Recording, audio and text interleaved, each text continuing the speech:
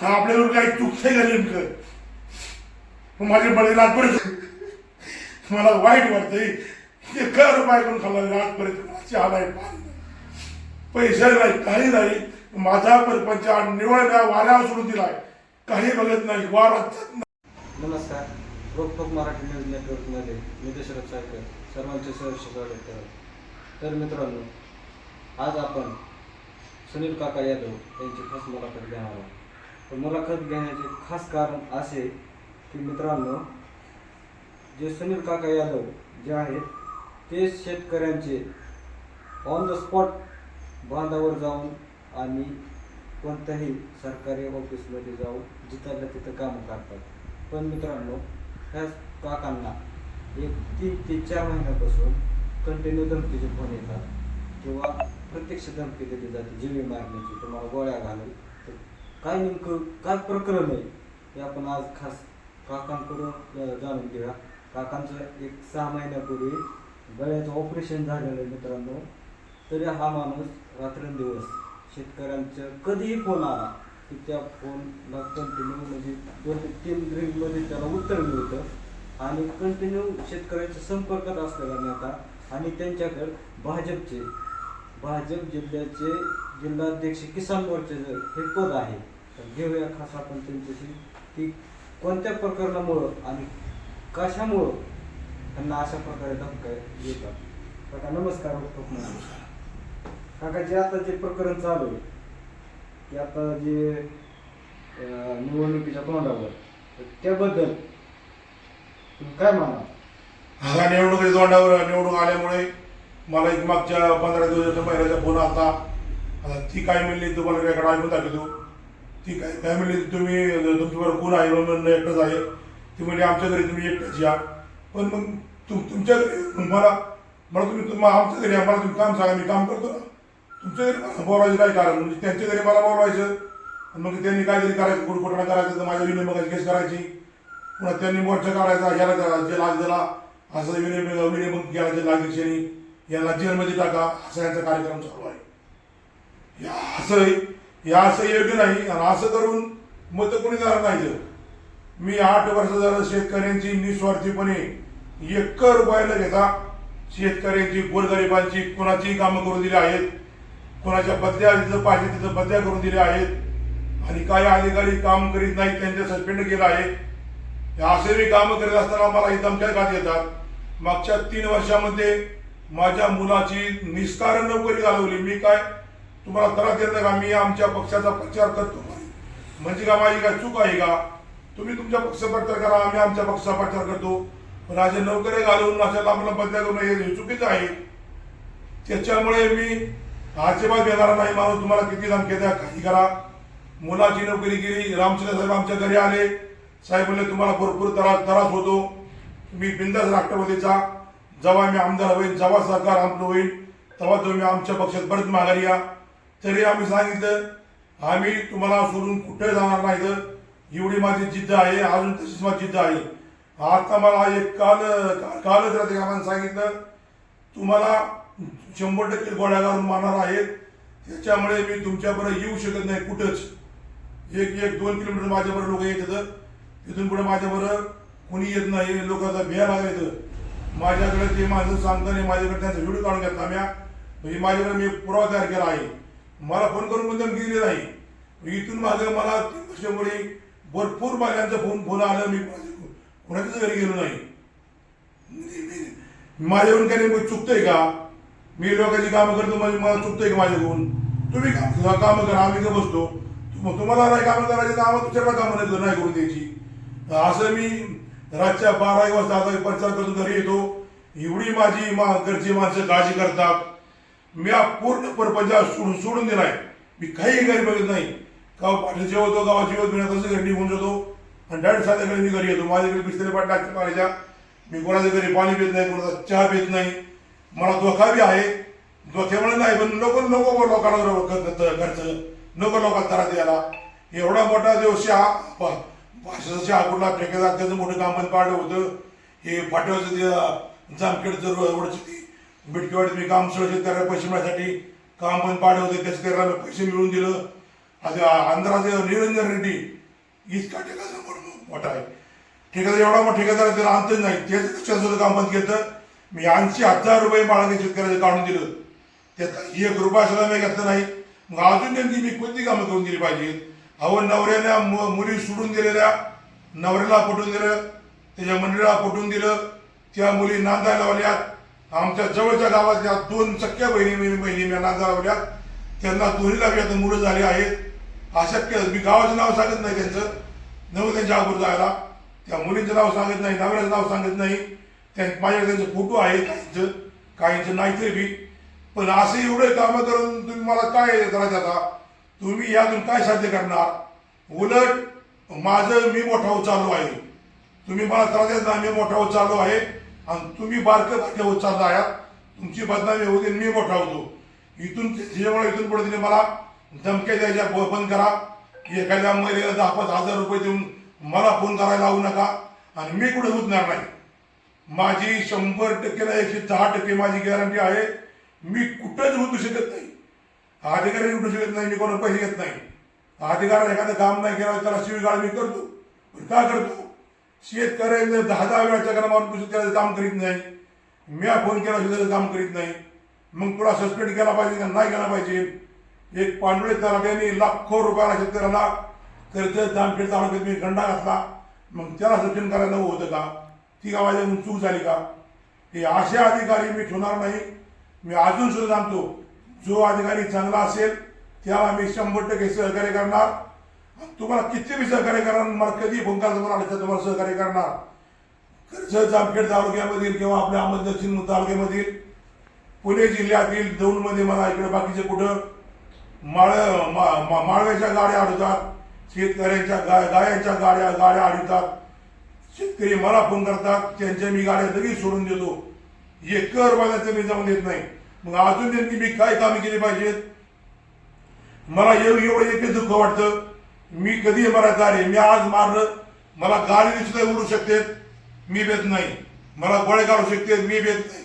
मला किंवा एखाद्या मोठ्याला का आता गोपिड मोठे कसं मारलं तसं मारलं की आमचा डिगांबर बागल कसं आलं तेच झालं, तसं माझं होऊ शकतं. मी भेट नाही, काही करा, मी भेट नाही. नेमकं कोणा असं म्हणजे तुमच्या जीवाला धोका असं तुम्हाला वाटतं? आता मला कोण त्रास दिला, माझ्या नोकरी कोणी घालवली, ती सगळ्यात त्यांना बोलणं नाही करणार मी. त्यांचं नाव सुद्धा घेणार नाही मी.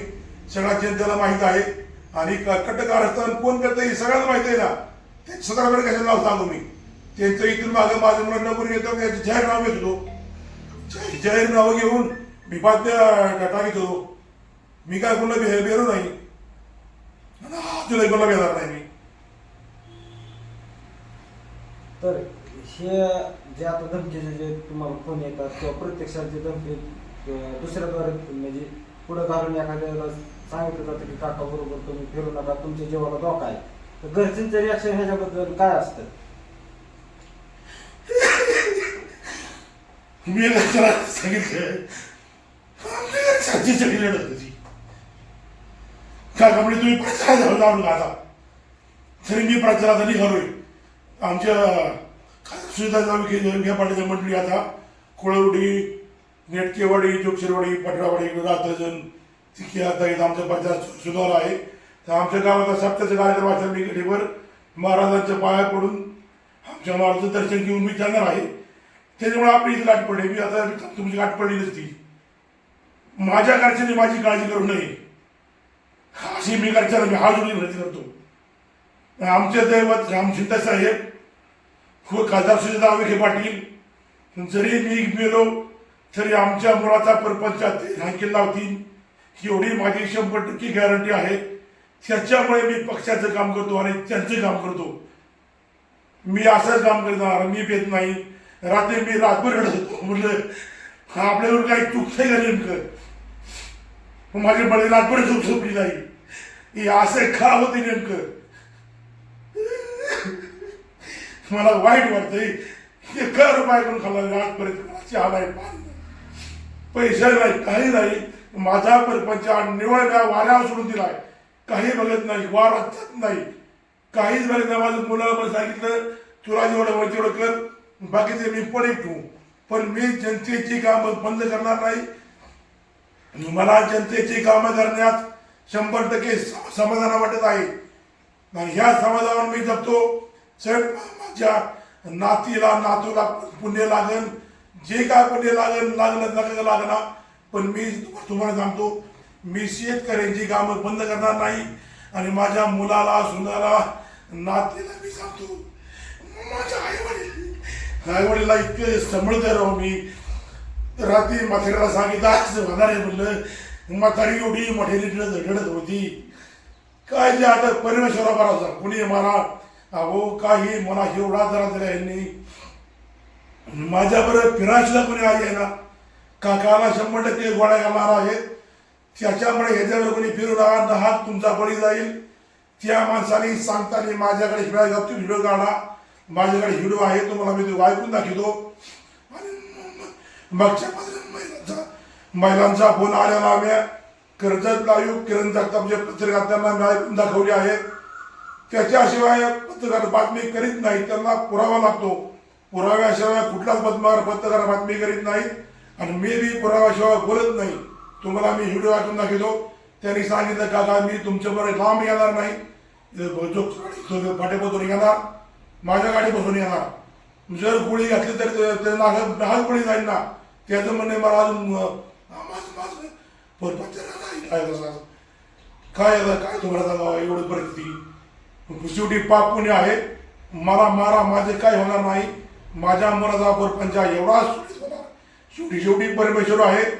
सगळं परमेश्वराच्या भराशावर चाललं आहे आणि लय पैशामध्ये सगळं नाही. माझं पदर 8 वर्ष डिझेल पदर भेटून, पदर जेवण, पदर पाण्याचा बटा, सगळं पदर मी घेऊन करतो. माझ्या गाडीत भाकर असते, पाण्याचे मित्र 2 बाटल्या असतात. मी पाण्याची बाटली सुद्धा कोणाहून घेत नाही, कोणाला सांगत नाही. सगळं माझं पदर असतं. अजून काय लोकांची सेवा करावं. एका टेम्पो 10 टिप्या घेऊन त्या टिप्याच्या टेम्पोबरोबर मी फिरून टिप्याबरोबर शोधून येत नाही. ते बी शेतकऱ्यांना 1 रुपया बिल न भरता. हा सुद्धा माझं 30 काम चालू आहे. मला टेन्शन येतं. मी प्रत्येक वेळेस कोणाला सांगू नये. आपले आता गाठ पडली म्हणून आपला सामना झाला. आता आम्ही 70 झालं गेलं की तिथं ह्याच्या माझ्या पक्षाने माझी दखल घ्यावं. दखल माझी घेतात, 100% घेतात. त्यांच्यावर माझा अक्षरचा आरोप नाही. तुम्ही जे आता जे धमक्याचे वगैरे जे तुम्हाला फोन येतात ते तुम्ही वरिष्ठ जे तुमचे नेते त्यांच्यापर्यंत ही तुम्ही जे कल्पना त्यांच्या कानावर घातली का, तुम्हाला असे धमकीचे फोन येतात ते? मला फोन आल्यानंतर मी पहिला रामचित्र साहेबांना फोन करतो. हे असं होतंय साहेब म्हणे तुम्ही काही काळजी करू नका, मी आहे. त्यांच्या पीएला फोन करून सांगतो, खासदार साहेबाच्या पीएला फोन करून सांगतो. कधी मध्ये खासदारांना फोन करतो, कधी मध्ये त्यांना फोन करीत नाही.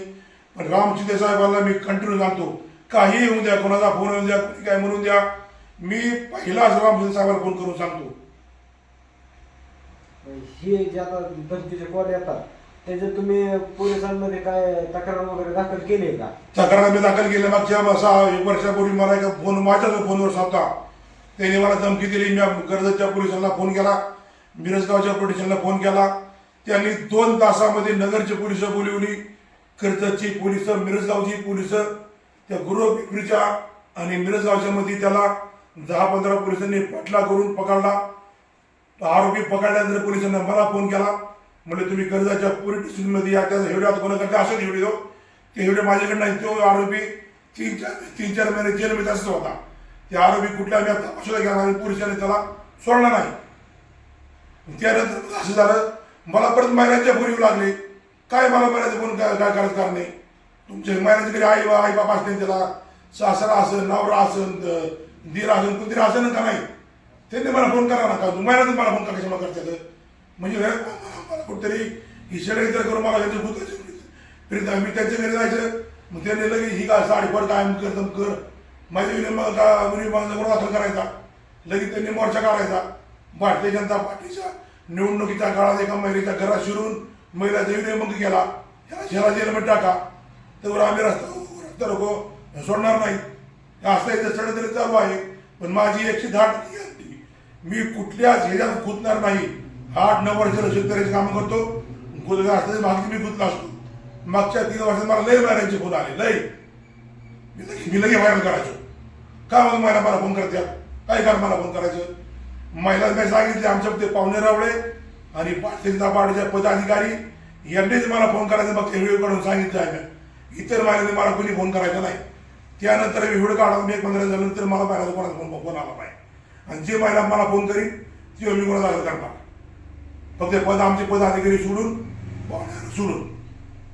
म्हणजे आता समजा एखाद्या गरजूवंत महिलेचं जर तुमच्याकडे शासकीय किंवा शेतकरी महिलेचं जर तुमच्याकडे काम असेल तर त्यांनी तुम्हाला फोन करायचा नाही का? त्यांच्या माणसाला फोन करावा किंवा आमचे त्यांच्या गावातल्या भाजपच्या भूतपूर्व आहे, शक्तीपूर्व आहे, पदाधिकारी आहे, त्याला फोन करा. ते मला फोन करतील. तुमचं काम कामाला आहे नाही, तुमचं काम करून देतो. चुकीचे मार्ग नको ना. त्यांच्या मनात काय मला माहिती का, त्यांना तुझ्या व्यक्ती किती पैसे दिल्यात, हे असे पैसे कोणी एखाद्या देवाला पाहिजे करू शकते ना. द्या आम्हाला पण 10 लाख रुपये, द्या 15 लाख रुपये, मी कुठून देऊ, माझ्याकडे काहीच नाही. असं वाऱ्यावर सोडून दिले मला. पण माझी घरची आज इतकी टेन्शन मध्ये मला घरचे नाव विचार रडू येते. काय तुम्हाला सांगा मला असं काय तुमच्यावर आता जे धमकी का तुम्हाला धमकी आली त्याबद्दल तुमची जे आता मनस्थिती ते खूप आता ढासळली आली. तर इथून पुढं जे आता तुम्ही राजकीय जे ह्याच्यात सानिध्यात आहे त्याच्यात काय तुम्ही थोडा तुमचं जे तुमचा रोजचा दैनंदिन कार्यक्रम आहे त्यात का तुम्ही चेंज करणार आहे का? अजिबात चेंज करणार नाही. याच्यापेक्षा जास्त काम करणार. आता 12 वाजता घरी येत होतो, आता 2 नवीन 3 नवी घरी. आजच 2 येत नाही मी. किती राज्य मोटर येतो माझी मोठी गाडी असते कधी अजिबात फरक करणार नाही मी. आज आमचा दौरा आहे, 5-6 गावाने दौरा आहे. त्या योगेश माझी मंडळी येणार आहेत. आमचा दौरा सचिन पोटे साहेब, जोधार साहेब, गुले पटेल साहेब आज लिमगावला परिसराला गेले आहे. ते मला चला म्हणते होते, पण मला खात्याचे पीएने फोन केला, तुम्ही तहसील काय बरं थांबा. त्यामुळे त्यांच्याबरोबर थांबणार आहे मी. अजिबात काय फरक जे त्याच्या मी पाया पडणार, लोकांची कामं केली त्यांच्या पाया पडणार, पण जास्त मतदान प्रत्येक गावात करून घेणार. ज्या गावात जास्त लीड त्या गावात करोडो रुपयाची निर्मिती देणार. मी किती प्रयत्न करणार, ह्या गावात रस्ता द्या, त्या गावात ही द्या, त्या गावात ती द्या, अशी कामं करणार. लोकांची वैयक्तिक कामं करून देणार. लोकांना आज रोजी वैयक्तिक कामं करणं महत्वाचं आहे आणि नेमकं तीच मी करीत आहे. आणि ती कामं केल्यामुळे माझ्या लोक जवळ येऊ लागले आहेत आणि हे विरोधी पक्षाला पसंत नाही. त्याच्यामुळे हे काहीतरी कांगावा करून मला गुंतवायचा प्रयत्न करीत आहेत, पण मी गुंतणार नाही. तर हे होते असे धडाडीचे आणि एकदम स्वतःचे कर्तृत्वावर ठाम असलेली व्यक्ती सुनील काका यादव. काका, तुम्ही तुमचं बहुमूल्य वेळ आमच्या रोखोक मराठी न्यूज नेटवर्कला दिला त्याबद्दल रोखोक मराठी न्यूज कडून तुम्हाला धन्यवाद.